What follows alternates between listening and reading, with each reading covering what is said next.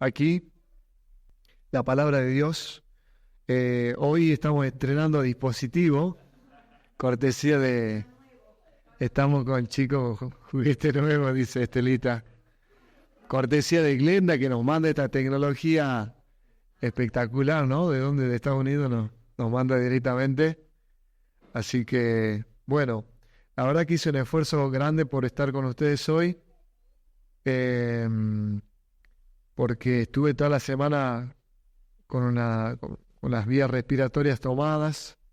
Pero bueno, no quería faltar porque es un privilegio realmente compartir con ustedes siempre el culto, sus apreciaciones, y la espiritualidad que hay en esta iglesia. Para esta mañana vamos a abrir nuestras Biblias y vamos a analizar 13 versículos del capítulo 15 del Evangelio de Juan. Juan, capítulo 15, el Evangelio de Juan, capítulo 15, versículos del 1 al 3. ¿Sí? Y vamos a ir desarrollando versículo por versículo, rapidito, si podemos en media hora, así no se hace tan pesado. Versículo 1. Juan 15, 1 dice: Yo soy la vid verdadera y mi Padre es el labrador. Todo pámpano que en mí no lleva fruto lo quitará, y todo aquel que lleva fruto lo limpiará para que lleve más fruto. Ya vosotros estáis limpios por la palabra que os he hablado. Permaneced en mí y yo en vosotros. Como el pámpano no puede llevar fruto por sí mismo si no permanece en la vid, así tampoco vosotros, si no permanecéis en mí. Yo soy la vid, vosotros los pámpanos. El que permanece en mí y yo en él, éste lleva mucho fruto, porque separados de mí, nada podéis hacer.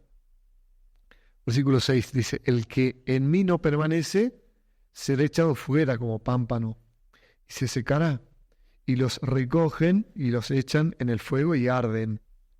Si permanecéis en mí, y mis palabras permanecen en vosotros, pedid todo lo que queréis y os será hecho. En esto he glorificado a mi Padre, en que llevéis mucho fruto y seáis así mis discípulos. Como el Padre me ha amado, así también yo os he amado. Permaneced en mi amor. Si guardareis mis mandamientos, permaneceréis en mi amor, así como yo he guardado los mandamientos de mi Padre y permanezco en su amor. Estas cosas os he hablado para que mi gozo esté en vosotros y vuestro gozo sea cumplido. Este es mi mandamiento, que os améis unos a otros como yo os he amado. Bueno, entonces el versículo 1, Jesús dice: yo soy la vid verdadera y mi Padre es el labrador. O sea, hay muchas vides, muchas plantas de uva, de las cuales uno puede tomar, ¿no es cierto? Pero hay solo una vid verdadera, de la cual uno puede tomar el fruto del verdadero perdón, de la verdadera doctrina. Es decir, hay muchas formas de entender el mundo. Cuando yo tomo el fruto de la vid en la Santa Cena, nosotros venimos y tomamos simbólicamente la sangre de Cristo, estamos tomando su vida, su forma de vivir la vida, su cosmovisión. Y estamos aceptando que necesitamos que Él nos dé su vida porque por causa del pecado nosotros perdimos la vida que originalmente teníamos. Entonces es Jesús la verdadera forma de vivir, es el verdadero camino y Él mismo es la verdad y la vid verdadera. Dice: y mi Padre el labrador. ¿Qué es labrador? ¿Quién es el labrador? Labrador es el trabajador de la tierra. Se puede entender al labrador como agricultor o como horticultor. Aquel que prepara la tierra, ese es el labrador. Cuando uno va a plantar cualquier cosa y tiene una huerta, yo tengo una huertita, ¿qué es lo primero que hago? Preparo la tierra, ¿no? Remuevo la tierra para poder poner esas plantitas y que esas plantitas echen raíces. Entonces, ¿qué hace el Padre? ¿Qué hizo el Padre a lo largo de la historia? Fue removiendo la tierra, preparando el terreno para la venida de Jesús, porque los planes de Dios no conocen de premura ni de dilaciones. En la hora fijada, y dice el hermano White que era el momento en el que la tierra se hallaba sumida en la mayor oscuridad, se cumplió el plan de Dios, el reloj dio la hora fijada y vino Jesús al mundo, la vid verdadera creció, ¿no? Y fue Él el que vino, hizo sombra sobre María, que eligió Él como labrador el terreno en el que iba a nacer, el lugar donde iba a nacer, Nazaret. Dice que el Padre elige los tiempos y las habitaciones de cada uno de nosotros. O sea, Él elige el lugar en el que vamos a nacer para que nuestra salvación se consume. Dice, versículo 2. Todo pámpano, o sea, todo sarmiento, toda rama, quiere decir, todo pámpano que en mí no lleva fruto lo quitará, y todo aquel que lleva fruto lo limpiará para que lleve más fruto. Y aquí empezamos a entrar en el mensaje de Jesús y en el llamado de Jesús. Nosotros somos pámpanos dentro de la vid. Estamos aquí, venimos a la iglesia, nos reunimos para conectarnos con la vid, ¿sí? ¿Pero para qué? Para llevar frutos. No simplemente para venir por venir, para cumplir, como hablábamos esta mañana, sino para que realmente el venir aquí y estar conectados con la vid nos haga producir uvas. ¿Y cuáles son las uvas? Porque Jesús dice, por sus frutos los conocerán, ¿no? Los frutos que nosotros damos. Y Él vio también la higuera, ¿se acuerdan de esa higuera? Cuando iba caminando vio una higuera, se acercó a la higuera para tomar higos, y como no tenía higos, la maldijo y la higuera después se secó. ¿Cuáles son los frutos que Jesús espera de nosotros? Son frutos exteriores porque hay personas que aparentemente dan frutos. Pero en esta vida nosotros tenemos que distinguir que están los frutos de plástico, los frutos artificiales. ¿Vieron?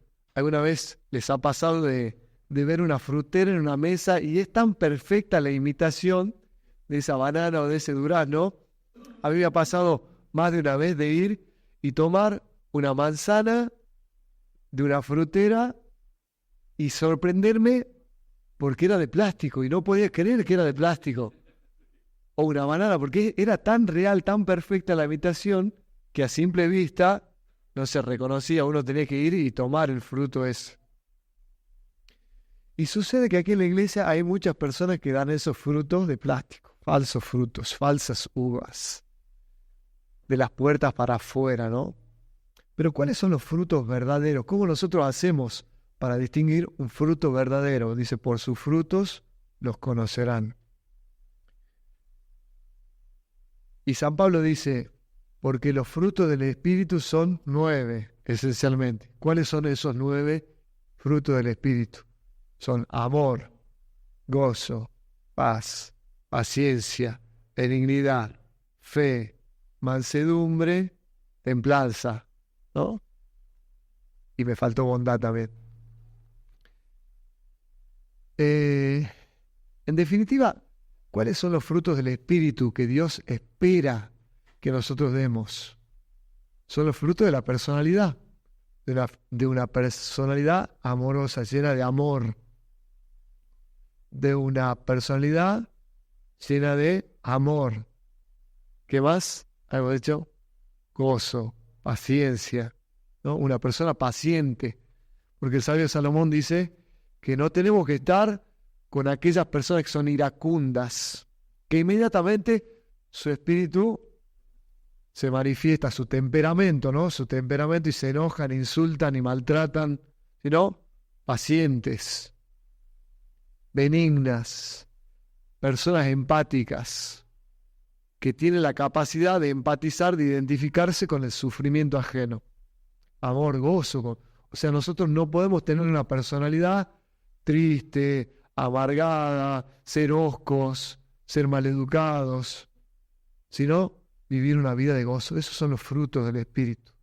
Y cuando uno está conectado con el Espíritu, tiene gozo en la vida, tiene amor, tiene templanza, tiene dominio propio. Es capaz de fijarse una meta y alcanzarla. Esa es la verdadera templanza, es el control del temperamento. Porque la verdadera felicidad también está por la coherencia, dice Enrique Rojas, un psiquiatra español, la coherencia que hay entre las metas que nos planteamos y las metas que alcanzamos. Cuando hay coherencia entre las metas que nos planteamos, los objetivos en la vida que nos planteamos y los objetivos que verdaderamente concretamos, entonces encontramos la realización. ¿Sí? Pero para poder alcanzar la realización personal, nosotros tenemos que tener dominio propio. Porque si no controlo mi temperamento, no controlo mi carácter, no soy una persona disciplinada, y la disciplina, es decir, la templanza y el dominio propio, son frutos del Espíritu. Para poder alcanzar los frutos de la vida, los resultados de la vida, tengo que levantarme temprano, tengo que ser sacrificado, tengo que ir en contra de las tendencias de mi carne.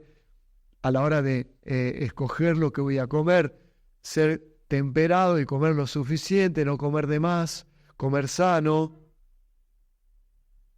A la hora que voy a medicarme, no sobremedicarme, no volverme adicto a ninguna cosa, son las cosas que hacen al dominio propio, los frutos del Espíritu. Y nosotros empezamos a identificar cuáles son los frutos que Dios pide, ¿no?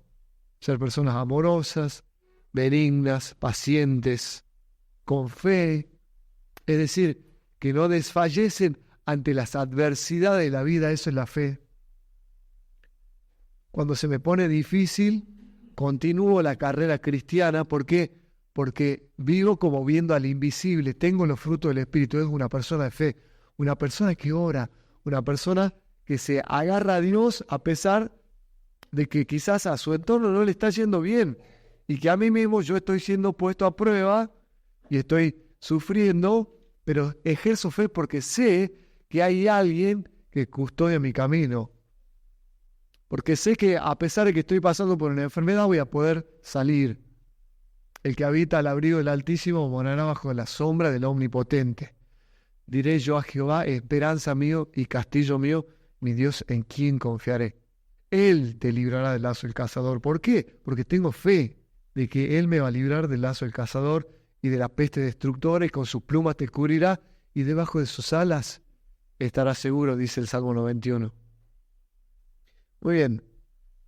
Y dice, y todo aquel que lleva fruto, dice el versículo 2, lo limpiará para que lleve más fruto. O sea, el que no tiene fruto y el que no se preocupa, dice la Biblia, que Dios no va a poner especial énfasis en aquella persona que no se preocupa por dar frutos en su vida. Al contrario, dice, el que lleva fruto, el que se preocupa por dar amor, por ser paciente, por ser misericordioso, por ser bondadoso, por estar conectado a la vid, Dios además lo va a limpiar para que lleve más fruto todavía. Versículo 3. Ya vosotros estáis limpios por la palabra que yo os he hablado. ¿Cómo nos limpia Dios? A través de su palabra. O sea que permanentemente tengo que ir y buscar en la Biblia cada día y tener un culto personal y ser ordenado. Dice, versículo 4, permaneced en mí y yo en vosotros. Como el pámpano no puede llevar fruto por sí mismo si no permanece en la vid, así tampoco vosotros si no permanecéis en mí. ¿Cuál es el problema, hermanos?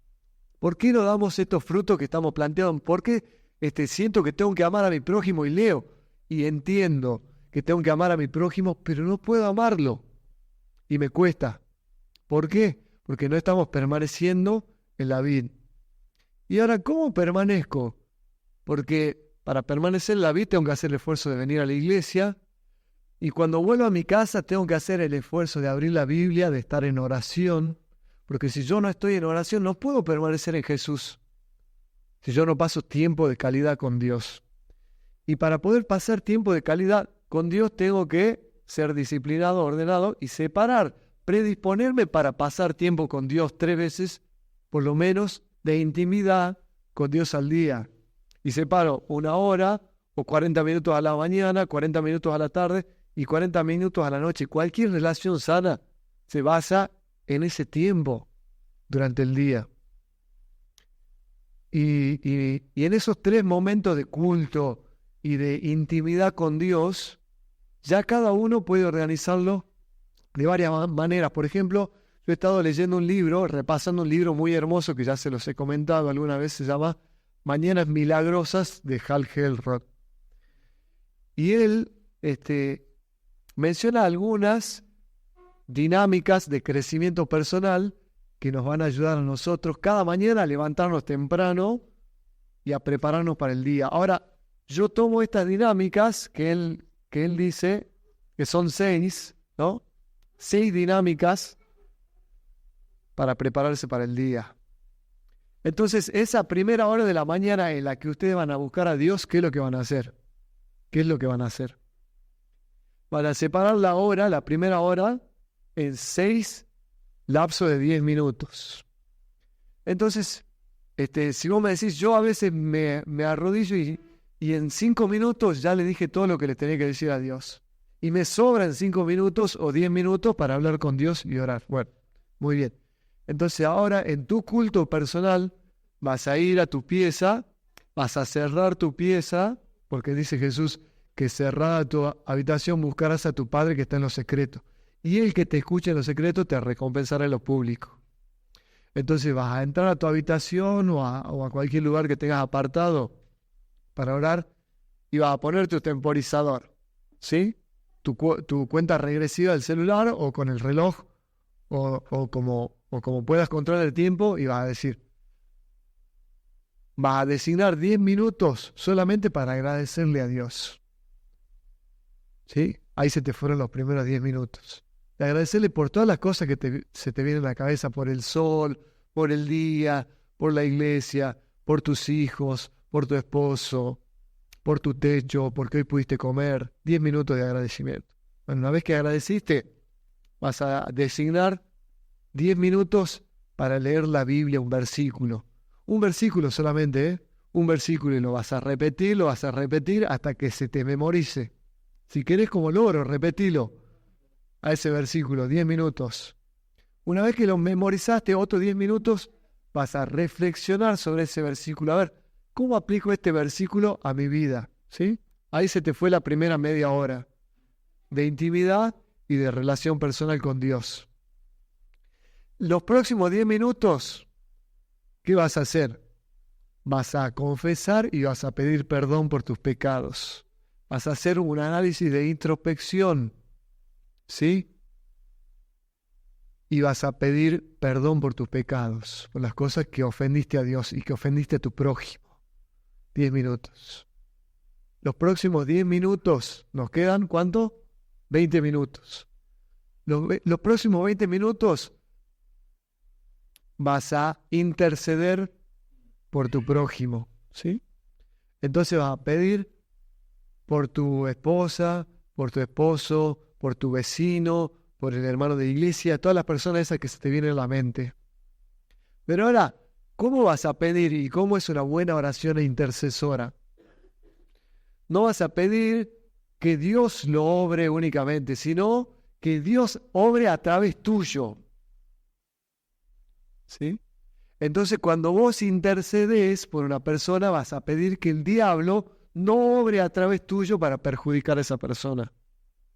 Que cuando se te venga a la memoria aquel que te hizo daño y vos sentís un rencor, se te viene ese veneno, ¿no es cierto?, al corazón, porque te maltrató, porque te hizo mal, le vas a pedir a Dios que en ese momento vas a interceder por esa persona. Señor, que cuando me encuentre con José en el camino, no recuerde yo el mal que me hizo, que pueda ser como tú, Señor, y que Jesús se pueda manifestar con su perdón, con su comprensión, con su cariño, y así con cada una de las personas por las cuales intercedas.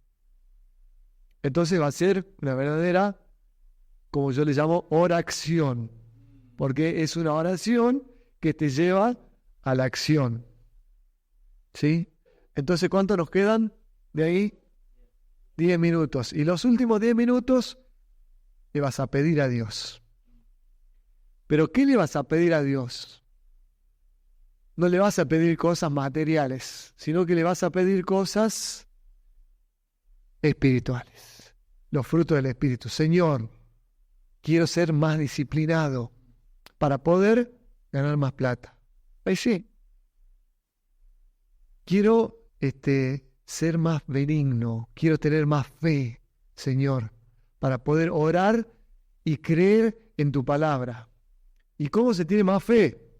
Nos contesta Dios de paso, ¿no? La fe viene por el oír de la palabra de Dios. O sea, todo, fíjense, hasta la fe se ejercita. ¿Cómo? Pasando tiempo con Dios. Y ahí se te fue la primera hora del culto personal de los 3 que vas a tener en el día. Si no puedes hacer los 6 episodios o los 6 momentos que te estoy proponiendo, hace 3, hace 4, hace 2, pero hacelos. Si podés hacer las 3 horas, los 6 momentos, y esto es lo que yo te propongo, lo que me sirve a mí de mi culto personal. Si vos querés organizar tu culto personal, quizás no con agradecimiento, sino simplemente hablando con Dios 10 minutos libre, contándole cosas a Dios, porque el hermano White dice que forma parte del plan de Dios, que Él, que es omnisapiente, es decir, que sabe todas las cosas desde el principio, forma parte del plan de Dios que yo vaya y en privado le cuente cosas. Pero ¿para qué le voy a contar algo que Él estuvo ahí viéndolo, si Él es omnipresente? Y Él es omnisapiente, o sea, está en todos lados y conoce todas las cosas, no. Pero forma parte del plan de Dios que yo entable una relación de intimidad y de amistad con Dios a través de estas cosas, de la confesión y de charlar con Dios, ¿sí? Porque esa es la verdadera oración. Charlar con Dios y abrirle a Dios el corazón como un amigo. Entonces, versículo 5 dice: Yo soy la vid y vosotros los pámpanos. El que permanece en mí y yo en él, este lleva muchos frutos, porque separado de mí nada podéis hacer. Entonces, separado de Jesús no puedes hacer nada. Vas a trabajar y no vas a cosechar, dice la Biblia. Vas a querer hacer una sonrisa impostada, porque la Biblia me manda a tener gozo, y vas a querer sonreír y va a ser falsa. No te va a salir. ¿Por qué? Porque no tenés gozo en tu corazón. Entonces, para que vos puedas sonreír y que la sonrisa sea genuina y la gente vea en tus ojos la felicidad cristiana, tenés que permanecer en Jesús y Jesús en vos. O sea, está bien venir a la iglesia y permanecer en Jesús, en la vid, en ese sentido. Pero después Jesús tiene que permanecer en vos. O sea, por eso te estoy proponiendo estos 3 momentos en el día en los que tenés que dedicarle tiempo a Dios, sí o sí, en tu vida privada. Permanecer en familia, está bueno en la iglesia, venir aquí, pero después cuando volvés tenés que llevártelo a Jesús en el corazón y Él tiene que permanecer en vos. Porque hay personas que son como, ¿vieron esas ramas de la vid que están pegadas a la vid, pero que están secas? Por dentro uno hace así y las quiebra. ¿Por qué? Porque están secas, porque no están recibiendo en su interior la savia. Entonces, aquí todos somos pámpanos, todos somos sarmientos, todos estamos permaneciendo en la vid, pero además Jesús tiene que permanecer en nosotros. Por dentro, en la intimidad, en el corazón, tiene que estar Jesús, alimentando la savia del pámpano. Dice, versículo 6, el que en mí no permanece será echado fuera como pámpano y se secará, y lo recogen y los echan en el fuego y arde. Fíjense todos los momentos que describe este versículo, ¿sí? Primero, el que en mí no permanece, dice, será echado fuera como pámpano. Yo estaba escuchando esta semana un libro de la Sociedad de la Nieve, que cuenta de un accidente, no sé si la vieron, ¿alguien vio la película La Sociedad de la Nieve? Hay una película también, la vio Estelita, ¿no? Es una película que cuenta, también hay otra película, Viven, no sé si alguien la vio, ¿la viste? Que cuenta de unos uruguayos, un equipo de rugby, que ellos habían organizado un viaje para jugar al rugby en Chile, alquilaron un avión, se tomaron el avión en Montevideo, y después, cuando estaban cruzando la cordillera de los Andes, el avión se cae en medio de la cordillera, en uno de los lugares más inhóspitos, inorgánicos y fríos del planeta Tierra.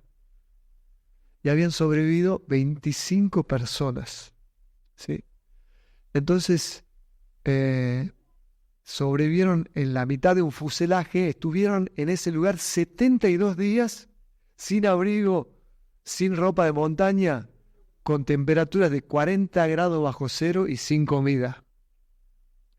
Los 10 primeros días sobrevivieron con algunas cosas que tenían ahí en el avión, con algunas galletitas y cositas que tiene el avión, pero después tuvieron que empezar a comer los cuerpos de sus amigos. Y sobrevivieron esos 60 días, 2 meses, comiendo la carne de los amigos que habían muerto. No, o sea, no suficiente con que el avión se había caído, sino además que a los 15 días de haberse caído del avión vino una avalancha y los tapa. Y de esos 25 sobrevivientes mueren 10 más. Y quedaron 16 sobrevivientes. Y ellos cuentan que la única forma en la que ellos podían sobrevivir era estar juntos, porque el calor del otro te permitía sobrevivir. Entonces, ahora amigos, traspolando esto a nuestra realidad actual, nosotros estamos en este gran avión caído que es el planeta Tierra, este avión chocado que chocaron nuestros padres. Ellos, los sobrevivientes del avión, no vieron por qué se chocó, cómo se chocó. Nosotros sabemos por historias de la Biblia cómo se chocó este avión del planeta Tierra. Pero aquí estamos.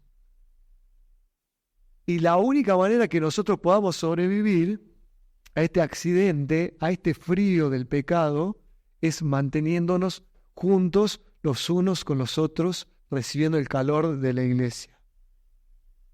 ¿Sí? Entonces, fíjense, el que en mí no permanece será echado fuera. ¿Saben ustedes que el castigo de ellos cuando había alguien que robaba o hacía algo en contra de la comunidad de la Sociedad de la Nieve, el castigo de ellos era simplemente ignorarlos? Porque cuando uno era ignorado en la montaña, moría. Ahora, si uno se aparta del pueblo de Dios, empieza a secarse y a morirse. Si las circunstancias de la vida, porque no estaba pegado a la vid, hacen que te vayas del grupo, ¿qué te va a suceder? Fíjense, ese pámpano que está afuera, dice, se seca. Y después los recogen, los echan en el fuego y arden. Fíjense, primero es echado fuera individualmente.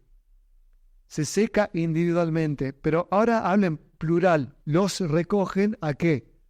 A todos los pámpanos que fueron muriendo y secándose, porque la Biblia nos dice que esta vida es como un sueño, la muerte es como un sueño, en el que todos los que se secan, se mueren de esta vida, son recogidos, ¿sí? Pero hay algunos que van a ser recogidos en el día de la cosecha final para vida eterna. Y hay algunos que van a ser recogidos en el día de la cosecha final para muerte y perdición y castigo.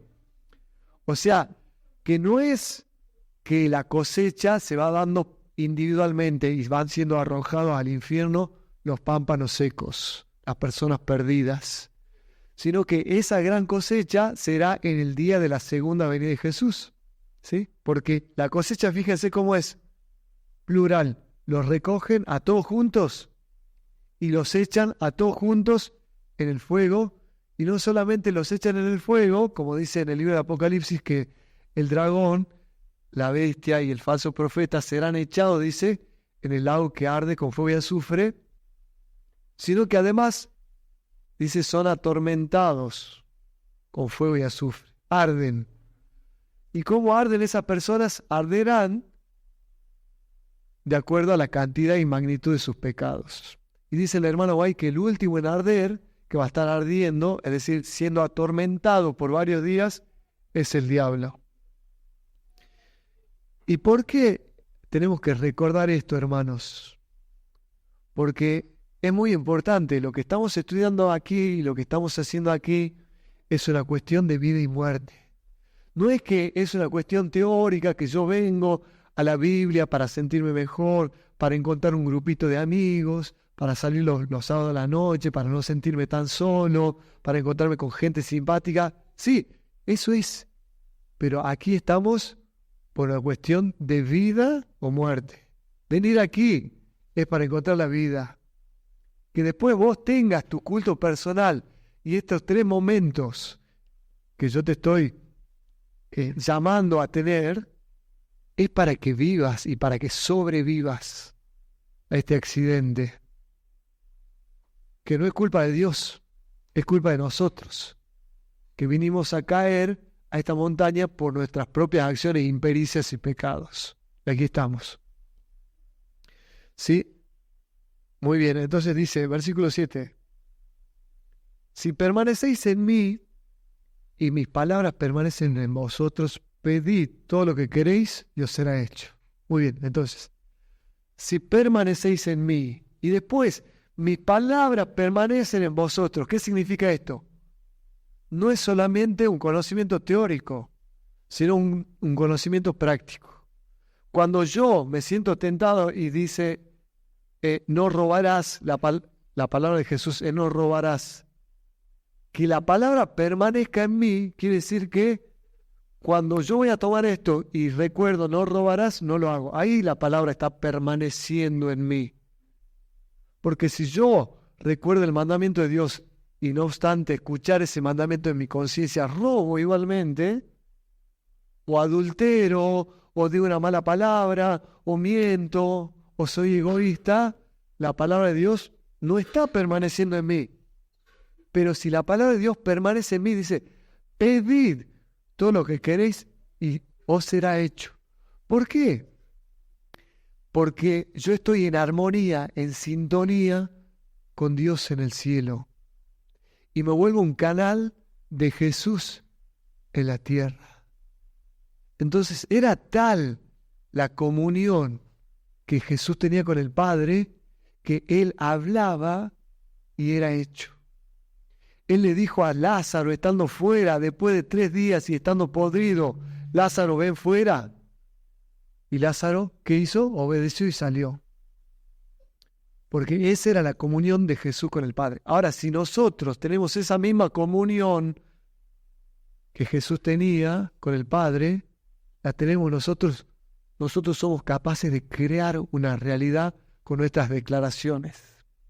Vieron que los evangélicos ponen mucho énfasis en las declaraciones, en declarar, declara tal cosa. Y eso en parte es verdad. Porque cuando uno declara y está en comunión con el cielo, esa declaración tiene un poder sobre el mundo. Dice la Biblia, Él dijo y fue hecho. Él habló y existió. Por su palabra fueron creados los cielos. O sea, no había nada y Él habló y existió. Entonces, si vos te propones en tu corazón y decís, hoy yo voy a salir a trabajar y voy a ganar plata, vas a poder. Hoy yo la voy a hablar a mi mamá, lo voy a hablar a mi amigo, ese que no lo hablo, y voy a tener una buena charla con ella o con él, la voy a tener. Si yo digo, voy a ayudar al menesteroso que esté en la esquina, lo voy a lograr. Si yo digo, voy a salir de esta enfermedad, lo voy a hacer. Pero eso, si Jesús y sus palabras permanecen en mí. Versículo 8. En esto es glorificado mi Padre, en que llevéis muchos frutos y seáis así mis discípulos. Jesús dice, así alumbre vuestra luz delante de los hombres, para que vean vuestras buenas obras y alaben a vuestro Padre que está en los cielos. Entonces, fíjense, el verdadero y genuino fruto cristiano es el fruto que comienza aquí en el corazón, haciendo una conversión de mi personalidad, cambiando, puliendo mi temperamento, y que esa conversión, renovación de mi personalidad, redunda en frutos visibles. Porque ese gozo, esa paz que yo tengo en el corazón, de haber estado con Jesús, de haber pasado tiempo con Jesús, redunda en una sonrisa genuina, en ojos puros. ¿Por qué? Porque en lo privado no estuve viendo cosas indebidas. Entonces, los ojos son la ventana del espíritu. Si vos estás viendo cosas indebidas en tu celular o en la tele, después tus ojos, acordate, van a reflejar eso que vos viste en lo privado. Pero si tus ojos contemplaron a Jesús toda esta semana, después tus ojos van a reflejar a Jesús y la gente va a decir, hay algo en los ojos de Cristian, hay algo en los ojos de Azucena, hay algo en la sonrisa de Estela que es diferente, que no es falsa. O sea, el fruto que se ve es nada más que el reflejo del fruto que no se ve. Dice, versículo 9, como el Padre me ha amado, así también yo os he amado, permaneced en mi amor. Versículo 10, si guardareis mis mandamientos, permaneceréis en mi amor, así como yo he guardado los mandamientos de mi Padre y permanezco en su amor. O sea, Jesús hablaba autorizado, porque él había guardado los mandamientos de Dios. Él vino a obedecer. Él pidió obediencia y estaba autorizado a pedir la obediencia de sus discípulos a sus mandamientos, porque él mismo había obedecido.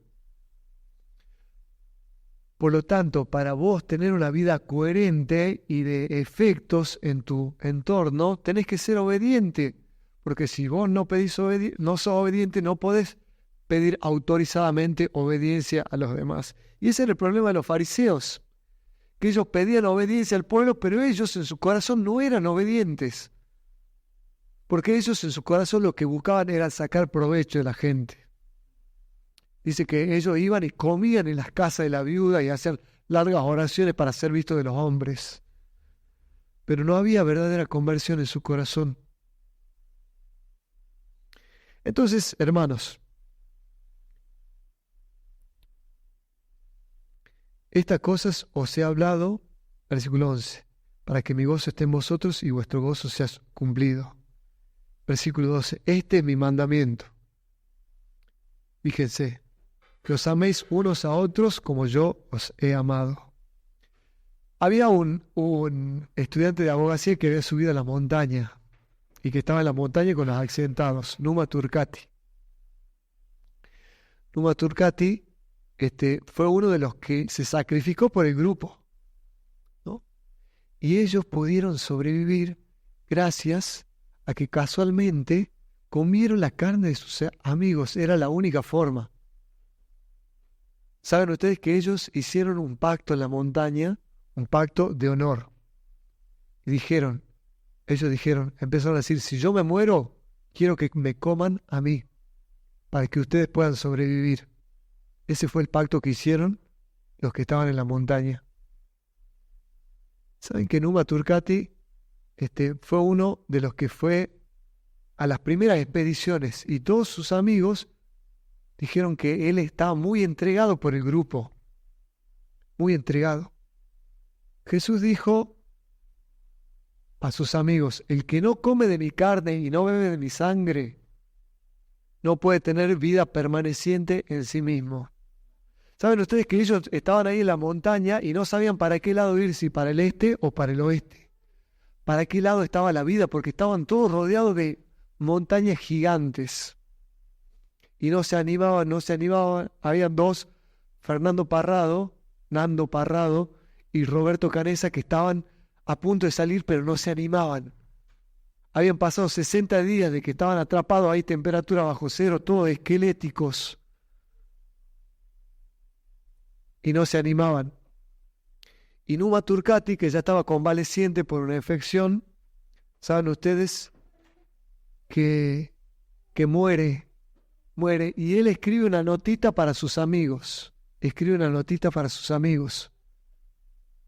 y cuando él muere, los sobrevivientes en el avión abren la mano de Numa Turcati y encuentran una notita que decía lo que está escrito en el versículo 13. Dice: nadie tiene mayor amor que este, que uno ponga su vida por sus amigos. Entonces, de eso se trata la vida cristiana, ¿no? De entregarse al otro y de no solo pechar para que yo sobreviva, sino para que los otros que están aquí en este accidente, en la montaña, también puedan sobrevivir. Cuando Nando Parrado y Roberto Canessa encontraron esa notita, tuvieron más alimento porque llevaron el cuerpo de Numa Turcati a la última expedición que ellos dos emprendieron a lo desconocido, al frío, a la montaña. Después de 10 días de estar caminando en el frío, sin equipo para la nieve, sin abrigo, lograron encontrar un río y a un hombre que estaba del otro lado del río. Un vaquiano que estaba ahí dando vueltas y que los vio. Y que les tiró cruzando el río una piedra con un lápiz. Y ellos escribieron: somos los uruguayos que hace 2 meses caímos en el avión. Hay 15 personas que están famélicas y a punto de morir en la montaña. Nando Parrado, ustedes saben que no solamente caminó esos 10 días para salvar a sus amigos, sino que, no contento con haber llegado a Chile, se subió a los helicópteros arriesgando su vida y fue y rescató a los 16 amigos que quedaban en la montaña. Ahora, nuestro Nando Parrado, el Nando Parrado de nuestra historia es Jesús, que Él se metió a la montaña de la muerte solito a morir por nosotros. Y va a volver en esos helicópteros a rescatarnos. Yo escuché el testimonio de uno de los sobrevivientes, Fito Strauch, que él dice: hasta el día de hoy, cuando yo escucho el sonido de las aspas de los helicópteros, el corazón me hace así. ¿Por qué? Porque esos helicópteros significaban la vida. Ellos estaban en la muerte y el sonido de esos helicópteros significa la vida. Y Jesús está pronto a volver, amigos, hermanos, a rescatarnos de este accidente. Ya están los helicópteros iniciando en el cielo sus motores para venir a rescatarte a vos, a mí. Tengamos fe y esperanza que ese día pronto va a llegar. Que Dios los bendiga, hermanos.